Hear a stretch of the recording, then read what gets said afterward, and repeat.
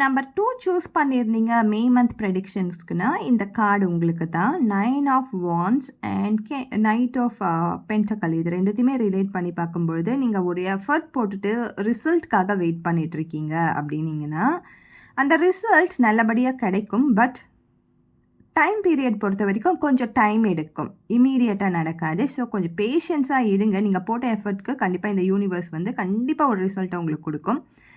Family பொறுத்த வரைக்கும் ஒரு புது நபரோ, ஒரு புது விஷயங்கள் கண்டிப்பாக உங்கள் ஃபேமிலியில் உங்களுக்கு சப்போர்ட் பண்ணுற விஷயங்கள் நடக்கும். ஃபேமிலியில் ஒரு ஹாப்பினஸ் கண்டிப்பாக இந்த மந்த் இருக்குது. ரிலேஷன்ஷிப்பில் ஒரு பெரிய ஹாப்பினஸ் நீங்கள் வெயிட் பண்ணிகிட்ருக்கீங்க. எந்த விஷயத்துக்காக நீங்கள் வெயிட் பண்ணிகிட்ருக்கீங்களோ அது நடக்கிறதுக்கான வாய்ப்புகள் கண்டிப்பாக இருக்குது இந்த மாதம்.